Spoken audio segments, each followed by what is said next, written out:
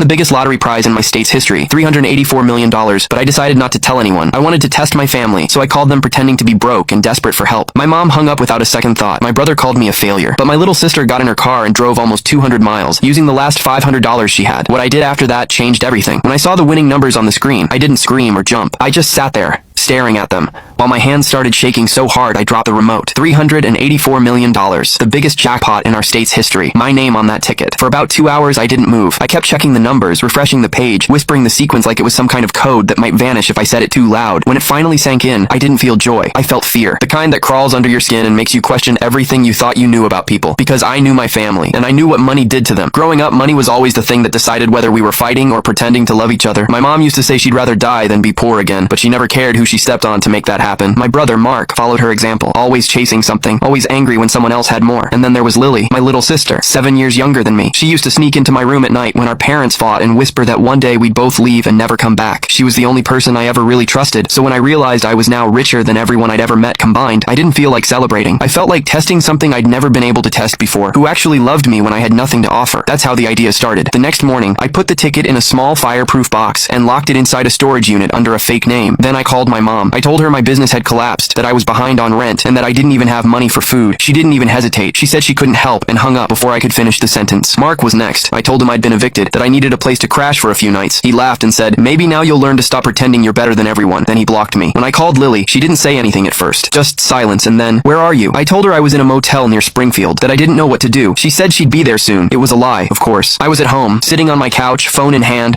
waiting to see what she'd actually do. 4 hours later, she texted, "I'm halfway there. Please don't go anywhere." I froze. I asked her how she was coming. She said she was driving. I knew she didn't have much money left. She just quit her job a week ago to start nursing school. I asked her if she could afford the trip. She said she'd use what she had left, 200 miles, $500, just to check if her brother was okay. I sat there staring at my phone, feeling this mix of guilt and awe. She was the only one who didn't ask for proof, didn't hesitate, didn't make it about herself. When she finally showed up at the motel, the one I told her I was staying in, I wasn't there. She called, panicked, and I told her the truth. I said, "Lily, I'm fine. I just needed to know who would really be there for me." She didn't answer. The line was quiet for a few seconds, then she said, "You made me think you were in trouble. I drove all night. I sold my laptop to afford gas." Her voice cracked, and that sound, that tiny broken sound, made me realize I had gone too far. I tried to explain that it was about trust, that I'd been hurt so many times before, that I needed to see who actually cared. But the more I talked, the more I knew it didn't matter. I'd betrayed the only person who didn't deserve it. She said, "You wanted to know who cared? Now you know." Then she hung up. That night, I sat in my car outside her apartment. Her lights were off. I didn't go in. I just stayed there until sunrise, holding the lottery ticket in my hand and realizing that for the first time in my life, I couldn't buy my way out of what I'd done. And what I decided to do next changed everything. The next morning, I drove to Lily's apartment before she could leave for class. I expected her to slam the door in my face. Click the link in my bio to get the full story for free.